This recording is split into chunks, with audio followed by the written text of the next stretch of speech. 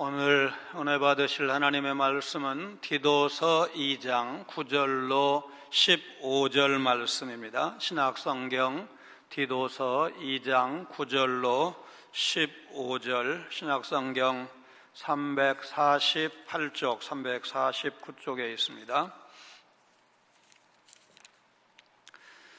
디도서 2장 9절부터 끝까지 같이 읽습니다.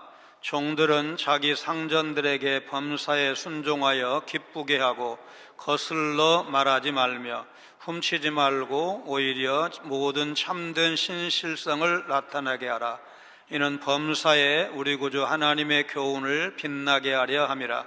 모든 사람에게 구원을 주시는 하나님의 은혜가 나타나 우리를 양육하시되 경건하지 않은 것과 이 세상 정욕을 다 버리고 신중함과 의로움과 경건함으로 이 세상에 살고 복스러운 소망과 우리의 크신 하나님 구주 예수 그리스도의 영광이 나타나심을 기다리게 하셨으니 그가 우리를 대신하여 자신을 주심은 모든 불법에서 우리를 속량하시고 우리를 깨끗하게 하사 선한 일을 열심히 하는 자기 백성이 되게 하려 하심이라. 너는 이것을 말하고 권면하며 모든 권위로 책망하여 누구에게 쓰든지 업신여김을 받지 말라. 아멘. 우리 그리스도인은 세상을 변화시킬 수 있습니다. 서구 문명이 세계사를 주도하게 된 것은 산업혁명의 성공으로 자본주의가 발달하고 그게 힘이 되어서 결국 세계를 주도하게 되었다. 이런 설명도 가능하지만 마틴 루터의 종교 개혁을 빼고 설명할 수가 없을 것입니다. 우리 그리스도인이 변혁을 주도하기 위해서는 세상으로부터 높은 윤리성을 인정받아야 합니다. 사실 기독교 윤리가 탁월하다는 사실은 우리 기독교 신자들뿐만 아니라 세상 사람들도 알고 있습니다. 그래서 한국교회 신뢰가 추락하고 배척당하는 이 시점에서 교회가 세상을 바꾸기 위해서는 성경대로 사는 그리스도인, 예수님을 정말 닮은 예수님의 진실한 제자들이 많아져야 세상을 변화시킬 수가 있습니다. 우리가 많이 경험하고 있는 바와 같이 성도가 세상 사람과 다르게 거룩하게 사는 것은 쉽지 않습니다. 그러면 거룩하게 사는 것이 불가능한가? 이렇게 물었을 때 그렇지는 않습니다. 우리는 예수 그리스도의 은혜를 입은 사람으로서 날마다 말씀을 따라 갈 수 있고 그렇게 하면 우리는 거룩하게 살 수가 있는 것입니다. 초대교회 성도 중에는 노예도 있었습니다. 로마서 16장에는 바울 사도의 동역자들 27사람을 소개를 하는데 남자, 여자, 유대인, 이방인, 그 중에는 종도 있습니다. 그런데 사도 바울은 성도 가운데 종인 사람들에게 범사의 주인에게 순종하라고 권면하고 있습니다. 사도 바울은 종들을 향해서 그리스도인으로서 가져야 할 덕목을 9절에서 말씀합니다. 상전들에게 범사에 순종하라는 것입니다. 물론 갈라디아서 3장 28절과 골로새서 3장 11절이 천명한 바와 같이 그리스도 안에서 종과 자유인 사이의 차별은 없지만 그 시대의 사회적인 현실 속에서 종으로서 해야 할 의무는 엄연히 존재했습니다. 그 첫 번째 의무, 종은 주인에게 복종하는 것입니다. 바울은 로마의 노예 제도를 비판하지도 않고 찬성하지도 않고 있습니다. 그는 사회 제도의 변화를 주장하기보다는 복음의 능력이 가져오는 획기적인 인간관계의 변화와 내면의 변화를 통해서 세상이 변화되기를 원했습니다. 그래서 사도 바울은 종들에게 하늘의 주인이신 하나님을 기쁘시게 해드리듯이 주어진 일에 최선을 다하면서 상전을 기쁘게 해야 한다고 권면하고 있습니다. 대항하는 태도로 상전에게 거슬러 말하지 말고 정중하고 존경하는 마음으로 주인을 섬겨야 한다. 권고하고 있습니다. 사도 바울은 계속해서 종들이 가져야 할 품성에 대해서 10절에서 말씀을 계속합니다. 종들은 상전의 것을 훔치지 말아야 하고 오히려 상전에게 신실하게 대해야 하는데, 이 말은 그리스도인 노예는 상전에게 선한 태도로 충성을 다해야 한다는 뜻입니다. 누가복음 16장 1절로 13절에 있는 옳지 않은 청지기 비유, 불의한 청지기 비유에서 알 수가 있듯이 당시의 종들은 주인의 뜻과 관계없이 임의로 일을 처리해서 종종 주인에게 손해를 끼치는 일들이 있었습니다. 종들은 정직하고 성실하고 충직해서 상전의 신임을 얻어야 합니다. 종들이 이렇게 살아야 하는 이유가 있는데, 범사에 우리 구주 하나님의 교훈을 빛나게 하려 함이라. 당시의 윤리적 기준을 능가하는 그리스도인의 삶을 이 그리스도인 노예들이 보여줌으로써 하나님의 말씀을 빛나게 해야 한다는 것입니다. 당시 로마 제국 시대의 종들이 처한 상황에서 볼 때 사도 바울의 말씀대로 순종하는 것은 대단히 어려웠을 것입니다. 현대인인 우리로서는 감히 상상하기도 힘든 그러운 시대를 그 시대의 종들이 살고 있었습니다. 그러나 이 말씀대로 순종하는 것이 완전히 불가능한가? 하나님은 그 불가능을 강요하시는가? 고린도전서 10장 13절 말씀 우리 같이 읽습니다. 사람이 감당할 시험 밖에는 너희가 당한 것이 없나니 오직 하나님은 미쁘사 너희가 감당하지 못할 시험 당함을 허락하지 아니하시고 시험 당할 즈음에 또한 피할 길을 내사 너희로 능히 감당하게 하시느니라. 하나님은 성도들에게 감당할 만한 어려움만 주시고 감당이 안 되면 피할 길도 주신다. 여러분들 믿으시기를 바랍니다. 출근하는 그리스도인에게 라는 책에 나오는 은혜로운 간증 한 토막입니다. 우리 직원들을 무척 어렵게 하는 광고주가 있었습니다. 수십억이 왔다 갔다 하는 중요한 프로젝트의 담당 차장이었습니다. 그러나 더 이상 직원들이 괴로워하는 걸 볼 수가 없었기 때문에 일을 정리해야 되겠다고 생각을 했고, 그를 위해서 만나러 가는 길이었습니다. 하나님, 어떻게 하면 좋을까요? 기도를 드리자 복음을 전하라는 마음을 주셨습니다. 전혀 생각해보지도 않았던 일이었습니다. 이탈리안 레스토랑에서 나와 마주 앉은 담당 차장은 인상마저 조금 험하게 했습니다. 그래도 주님께 순종하기로 했습니다. 나는 내가 어떻게 예수를 믿게 되었는지, 예수 믿은 다음에 지금 내 상태가 어떤지를 진솔하게 전했습니다. 그러자 놀라운 일이 벌어졌습니다. 그가 울음을 터뜨린 것입니다. 그는 눈물을 쏟으면서 자신의 이야기를 털어놓았습니다. 가정에 어려운 일이 많은 사람이었습니다. 마음에 분노가 가득 차 있다 보니 그 분노가 자연히 밖으로 표출되는 듯 했습니다. 그래서 난폭한 언행을 일삼았던 것입니다. 그렇게 단둘이 3시간이 넘게 깊은 대화를 나눴습니다. 결국 그날 나는 일을 정리하겠다는 말을 못하고 헤어졌습니다. 그런데 다음 날 놀라운 일이 벌어졌습니다. 복음이 들어가서였는지 다른 이유 때문인지는 지금도 알 수가 없지만 그의 태도가 180도 달라진 것입니다. 담당 차장은 그 이후로 우리 직원들에게 굉장히 친절한 태도로 일관했습니다. 세상에는 자신을 진정으로 보듬어 주거나 자신의 아픈 속내를 들어주는 이가 단 한 사람도 존재하지 않는 상황에서 살아가는 사람들이 수없이 많습니다. 그러므로 참기 어려운 순간일지라도 인내심을 가지고 주님을 의지하면서 그런 경우를 헤쳐나가는 것은 소중한 일입니다. 한 영혼을 주님께로 인도하는 지름길이 될 수도 있습니다.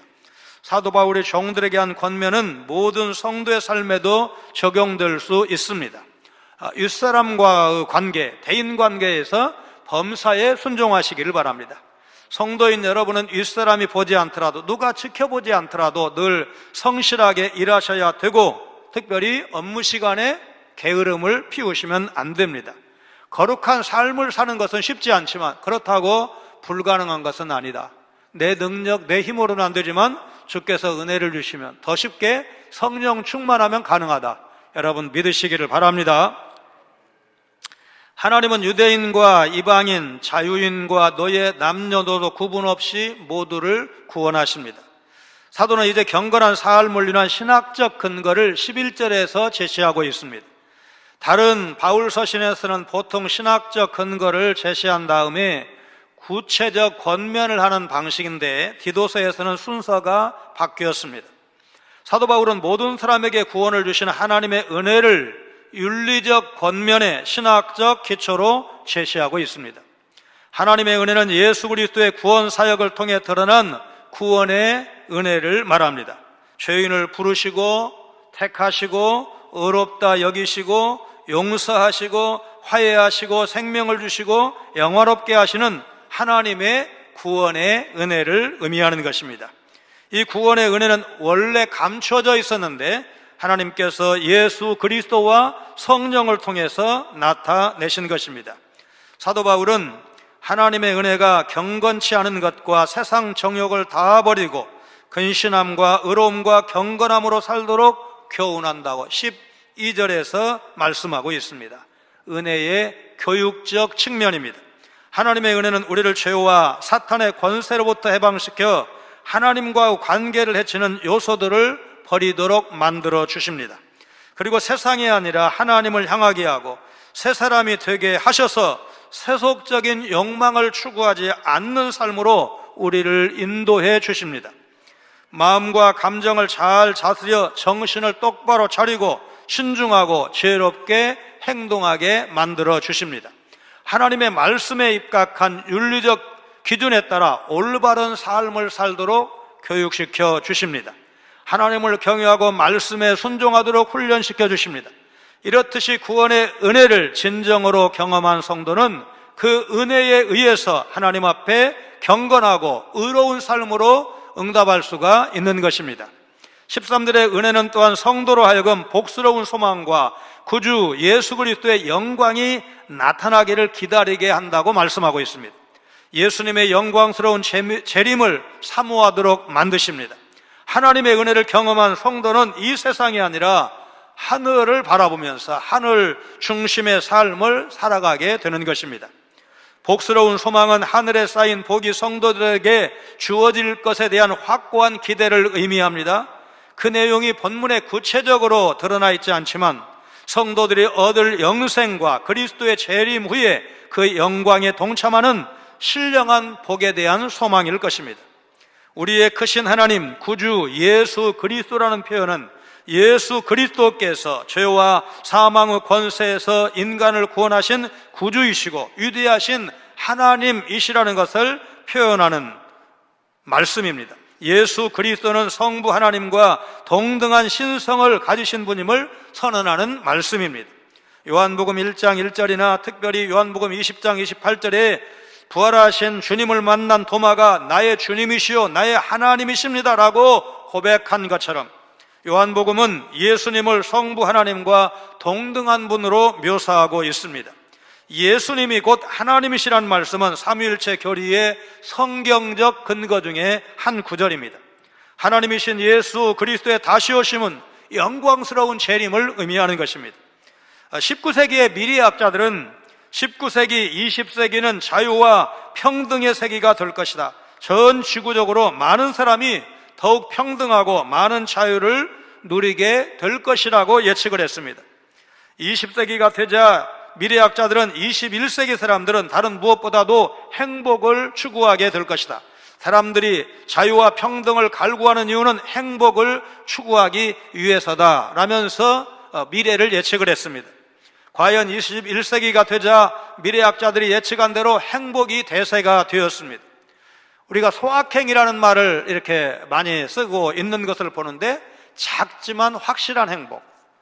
옛날에는 돈 벌기 위해서 과로사가 세계에서 제일 많다 이런 얘기가 나올 정도로 정말 그렇게 일들을 열심히 했지만 요즘은 그렇게 일하는 사람들이 많지 않습니다. 그런데 안타깝게도 행복을 추구하는 사람이 늘어나면 늘어날수록 더 행복해지는가? 결과는 오히려 정반대로 흘러가고 있습니다. 10년 사이에 정신질환을 앓는 환자가 40% 늘었고 1년 동안 소비되는 수면제와 항우울제만 해도 전 세계적으로 무려 3천만 톤이 넘는다고 합니다. 삶의 의미가 무엇인지 제대로 알지 못하고 진정한 행복이 주님 안에 있다는 사실을 알지 못하기 때문에 물질적으로는 그 어느 시대보다도 풍족하게 살고 있지만 또 행복을 원하지만 사람들은 오히려 더 불행해져 가고 있다는 사실을 아무도 부인할 수 없을 것입니다. 세상에는 인생의 답이 없고 행복의 답도 없습니다. 한국 CCC의 대북격인 김준곤 목사님은 백문일답 예수 그리스도 이런 말씀을 하셨는데, 모든 문제의 답이 예수 그리스도라는 사실을 아직도 알지 못하는 사람들에게 예수 그리스도가 하나님이시고 하나님의 아들이시고 나를 대신해서 십자가에서 죽으셨고 그를 믿는 자마다 멸망치 않고 영생을 얻게 하신다는 사실을 믿는 여러분과 저는 이 사실을 모르는 사람들에게 예수 그리스도의 복음을 증거할 책임이 더 커진 것입니다. 하나님은 우리에게 은혜를 베푸셔서 거룩한 삶을 살 수 있도록 양육하십니다. 우리는 이전에 경건하지 않은 것과 세상 정욕을 쫓으며 살던 죄인이었습니다. 영적으로 죽어 있었기 때문에 참되고 거룩한 것을 분별할 수 있는 능력이 없었습니다. 그런데 하나님의 은혜로 새 생명을 얻어서 변화되었고, 이제 우리는 자기 힘으로는 안 되지만, 내 힘으로는 거룩하게 살 수가 없지만 은혜의 지배 안에서 성령 충만함 가운데 우리는 주의 인도하심을 받을 수 있다는 사실을 알게 되었습니다. 하나님의 자녀로서 합당하지 않은 죄를 깨닫게 하시고 참되고 경건한 일을 기쁘게 여기면서 행하게 하십니다. 은혜 가운데 불법을 이제는 멈추고 거룩한 일을 힘써 행하시는 여러분 되시기를 바랍니다.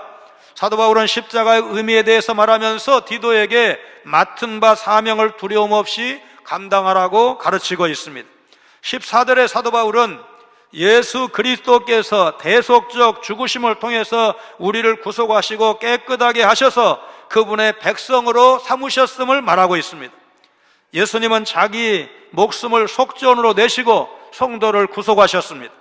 사도 바울은 디모데전서 2장 6절에 그가 모든 사람을 위하여 자기를 대속물로 주셨다라고 한 말씀을 통해서 알 수가 있듯이 예수님의 십자가 희생적 죽음을 속전이라는 개념으로 이해했습니다. 마가복음 10장 45절 말씀을 보면 예수님 자신도 많은 사람의 대속물로 주려고 오셨다고 말씀하고 있습니다. 바울 사도는 시편 130편 8절에 그가 이스라엘을 그의 모든 죄악에서 속량하시리로다, 이 말씀에 기초해서 예언의 성취로 오신 메시아 예수님이 성도들을 모든 불법에서 속량하셨다고 선언합니다. 구속은 죄로부터 해방시키고 깨끗하게 하는 것을 의미합니다. 출애굽기 19장 5절 6절 말씀 우리 같이 읽겠습니다. 세계가 다 내게 속하였나니 너희가 내 말을 잘 듣고 내 언약을 지키면 너희는 모든 민족 중에서 내 소유가 되겠고 너희가 내게 대하여 제사장 나라가 되며 거룩한 백성이 되리라. 하나님이 이스라엘 백성을 애굽에서 구원하시고 언약 백성으로 삼으신 것처럼 예수님은 성도들을 속량하시고 자신의 백성으로 삼으셨습니다. 그리스도께서 우리를 위해서 자신을 내어주신 목적은 두 가지입니다. 첫째, 우리를 모든 불법으로부터 속량하시기 위해서 자신을 내어주셨습니다. 속량의 중요성은 풀러남, 곧 자유에서 찾을 수가 있습니다. 범선 운항은 미국 해군 사관학교 졸업 미션 중 하나입니다. 출항한 뒤 졸업생이 키를 잡고 배를 몰고 있는 동안 선장복을 입은 장교는 뒤에서 가만히 지켜봅니다. 실제 체험하는 바다는 책에서 익힌 강의실에서 배웠던 것과는 완전히 다릅니다. 예상치 못한 거대한 파도가 칠 때도 있고 바람이 너무 거세서 배가 흔들릴 때도 있습니다. 먹구름이 드리워서 비가 쏟아질 때도 있지만 그래도 선장은 뒤에서 가만히 바라만 봐야 합니다. 누구의 도움도 없이 후보생이 배를 운행해야만 졸업을 할 수가 있기 때문에 그렇습니다. 뒤에서 아슬아슬한 모습을 바라보면서 도움을 주지 못하기 때문에 선장들은 때로 피가 날 정도로 입술을 깨문다고 합니다. 이런 경우가 워낙 많기 때문에 미국 해군 사관학교에는 이런 격언이 생겼다고 합니다. 선장의 입술에는 항상 피가 흐른다. 선장의 제복은 붉은색이다. 절체, 절명의 순간에 선례를 진두지휘하며 모든 것을 맡겨야 하기 때문에 때로는 입술에 피가 제복을 적시고, 그러다 보면 원래 해군 정복이 하얀 옷인데 그 하얀 제복이 피로 물든다는 것입니다. 하나님은 이미 예수님의 보혈로 우리를 책임지셨습니다. 그 보혈의 힘으로 거듭난 하나님의 자녀가 바로 나라는 사실을 믿고 한 걸음 한 걸음 주님과 함께 험한 세상을 헤쳐나가는 것이 우리 성도들이 가야 할 길이다. 여러분 믿으시기를 바랍니다. 그리스도는 죄와 사망의 권세 속에서 감옥 생활을 하던 우리를 위해 죽음이라는 대가를 지불하시고 우리를 풀어내셔서 그분의 영광스러운 백성이 되게 하셨습니다. 죄와 사망의 또 다른 이름은 불법입니다. 그리스도께서는 불법에서 우리를 해방시키기 위해 자기를 속량의 값으로 내어주셨습니다. 요한복음 19장 30절에 예수님은 다 이루었다, 십자가 위에서 하신 7마디 말씀 가운데 마지막으로 외치신 말씀이 다 이루었다는 말씀인데, 계획하신 일이 이루어졌다는 뜻으로 봐야 하지만 당시의 상업용어로 이 테텔레스타이라는 말은 상업용어였고 외상값을 다 치루었다는 뜻입니다. 예수님께서 십자가 죽으심을 통해서 우리의 죄값을 다 치르셨다는 선포인 것입니다. 둘째로 우리를 깨끗하게 하시기 위해서 예수님은 자신을 내어주셨습니다. 이 구절에서는 개역 개정판 성경에 자기 백성이 되게 하심이라는 구절을 원문의 의미를 잘 살려서 읽을 필요가 있습니다. 자신을 위한 이라는 구절이 강조되고 있습니다. 그리스도께서 우리를 위해서 자신을 내어주심은 자기를 위해 자기 백성을 깨끗하게 하려 하심이다. 이 말씀은 그리스도께서 자기를 주시는 것을 자기를 위한 것이라고 말씀한 겁니다. 그리스도께서 구원하신 백성은 교회가 되어서 그리스도의 몸을 이루는 그리스도의 일원, 그리스도의 몸, 곧 성도인 것입니다. 이런 점에서 그리스도의 구속사역은 자기에게 명하는 자기를 위한 사역이라 할 것입니다. 그리스도는 자기를 위해 자기 백성을 깨끗하게 하신다는 사실, 여러분 꼭 마음속에 이걸 잊으시면 안 됩니다. 이것이 우리의 소망입니다. 구원은 은혜로 받고 거룩은 내가 힘써야 되는 것처럼 생각하는 경우가 많습니다. 절반만 맞습니다. 구원이 하나님의 은혜로, 하나님의 선물로 주어지는 것 맞는데 우리가 거룩하게 되는 것조차도 하나님의 은혜로 된다는 사실입니다. 여러분, 우리가 신앙생활에 힘쓰고 자기를 절제하고 기도하고 인내하고 그러다가 이제 자기가 어느 정도 괜찮게 되었다고 생각하는 순간이 오는데, 그럴 때도 있어야 되지요. 그런데 어느 순간에 그게 무너지는 것을 여러분 경험하지 않습니까?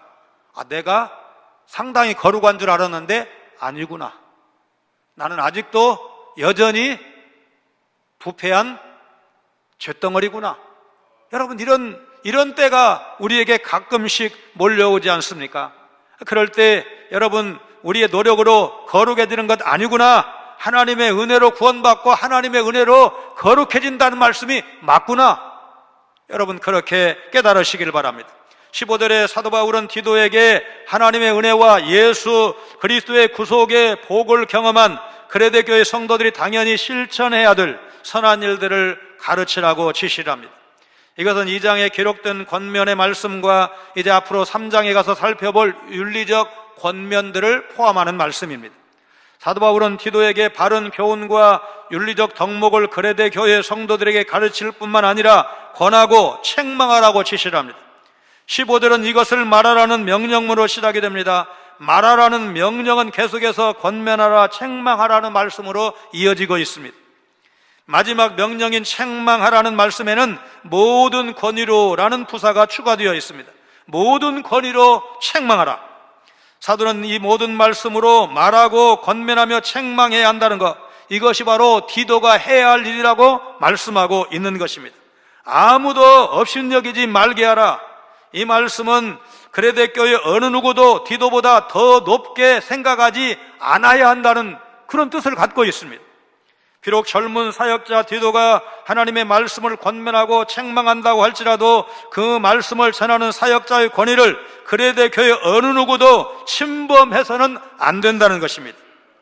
이것은 사람이 만들어낸 권위가 아니라 하늘로부터 온 권위이기 때문에 아무도 업신여길 수 없다는 것입니다. 오늘 우리는 탈권위화 시대를 살고 있습니다. 주례 없는 결혼식이 점점 늘어가고 있습니다. 나름의 사정이 있을 것입니다. 우리에게 서양식 결혼 문화를 전해준 미국은 여전히 판사와 성직자가 아니면 결혼 주례를 아예 할 수가 없습니다. 오산학교 교장 선생님이신 조만식 장로님은 자신의 제자인 주기철 목사를 자신이 심호하는 평양 산정연교회 담임 목사로 청빙했습니다. 어느 예배 시간에 조만식 장로님께서 지각을 하셨고 예배를 인도하던 주 목사님은 조 장로님 거기 서서 예배 드리세요, 그렇게 명령을 하셨는데 그 말에 순종하셨을 뿐만 아니라 예배 후에 울먹거리는 목소리로 자신의 잘못을 회개하셨다는 이야기는 한국 교회사의 명장면 중에 하나입니다. 조금 전에 우리 장로님 대표 기도 가운데 잃어버린 좋은 것은 다시 찾게 해달라고 기도를 하셨습니다. 지금은 고인이 되셨지만 임병현 손승현 장로님, 여전히 모범을 보이고 계시는 고재만 장로님이 이제 제가 3부 예배 마치면 이제 식사를 할 때 인사하고 그 다음에 은퇴 장로실에 들러서 손 한번 잡고 이제 식사하러 가던 때 있었던 일입니다. 제가 그 방에 들어가면 이 어른 장로님들이 다 번쩍 일어나서 인사를 하십니다. 한 번은 들어갔는데 이제 다른 교회에서 오신 은퇴 장로님이 이 어른들 못 일어나게 양복을 이렇게 잡으시더라고요. 이제 말 안 해도 다 이유 알만하죠. 아들보다 더 젊은 목사인데 뭐 어르신들이 일어나냐, 아마도 그런 생각이셨을 것입니다. 그런데 그 다음 주에 들어가니까 그 장로님도 잘 일어나시더라고요. 그럼 세 분이 저 나가고 나서 그런 얘기를 나누셨을 것입니다. 저는 그거 당연하다고 생각하지 않습니다.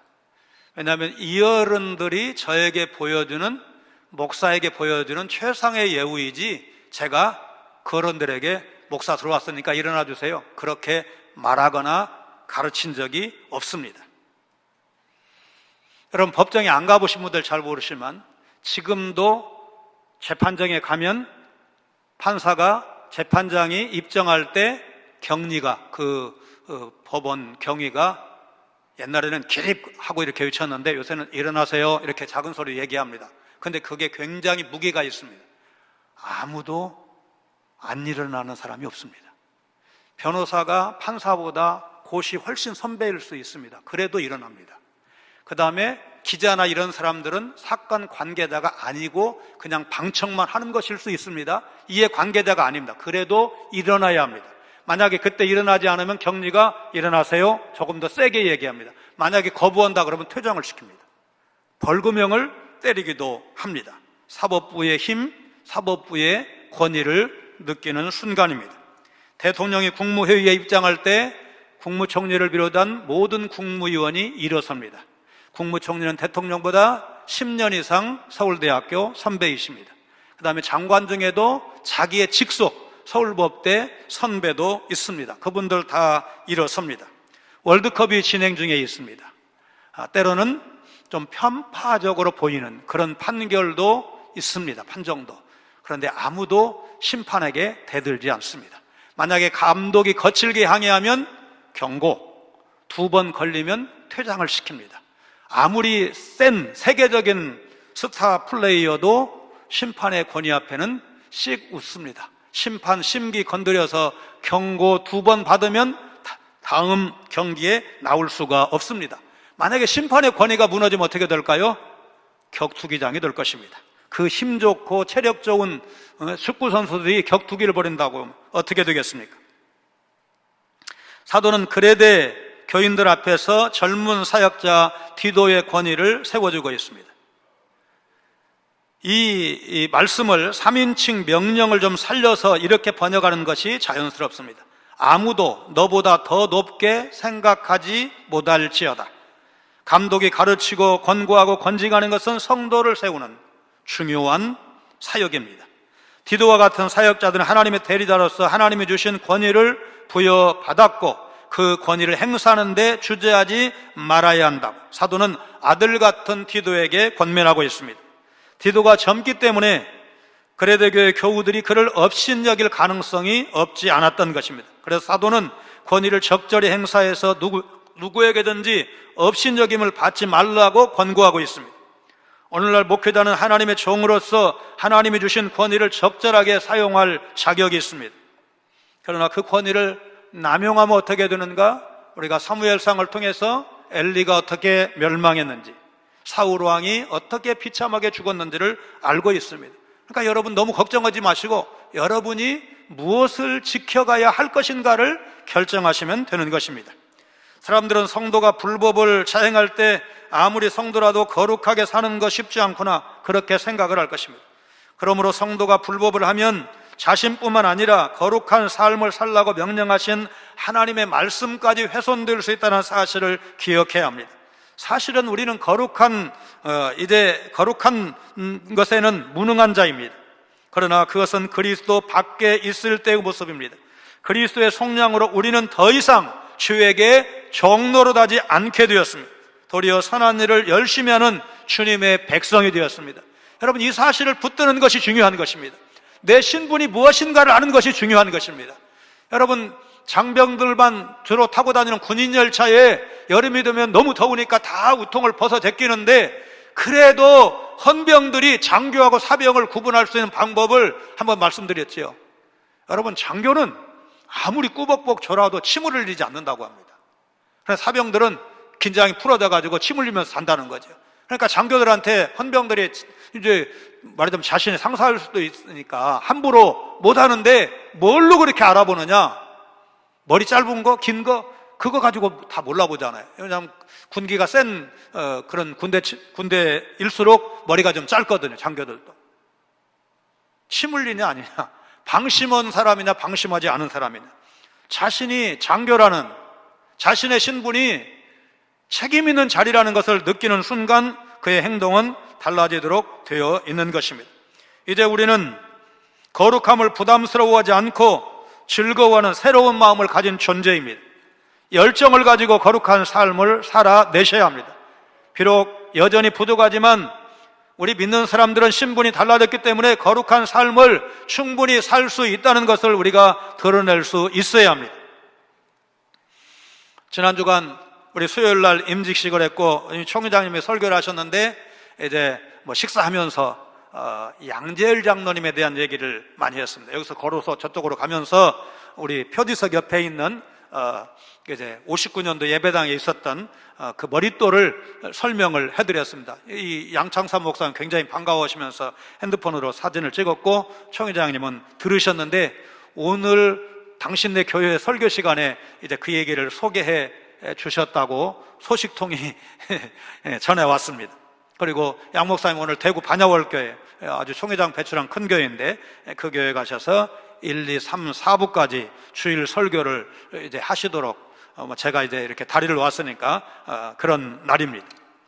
여러분 우리는 이미 하나님의 자녀, 하나님의 백성, 거룩한 백성이 되었습니다. 몇 점짜리냐, 얼만큼 거룩하게 되느냐, 이게 지금 우리의 과제 아닙니까? 가는 길 아닙니까?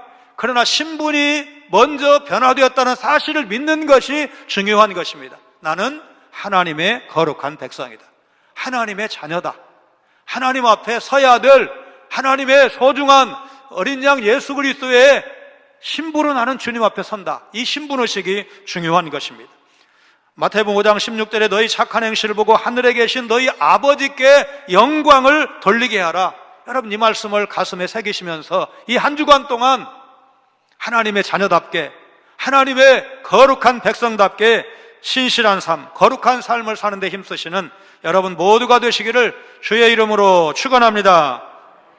거룩하신 하나님, 바울 사도가 디도에게 가르친 말씀을 통해 우리도 하나님의 소유된 백성으로서 합당한 태도를 잃지 않도록 인도하여 주옵소서. 죄와 사망 가운데 있었던 우리를 십자가 대속의 은혜를 통해 구원하신 하나님이 범사에 순종하며 거룩하게 살아가기를 원하신다는 사실을 기억하며 영광 중에 재림하실 주님 만날 그날까지 소망 가운데 바른 교훈에 합당한 삶을 살게 하여 주옵소서. 영광 중에 다시 오실 예수님 거룩하신 이름으로 간절히 기도하옵나이다. 아멘.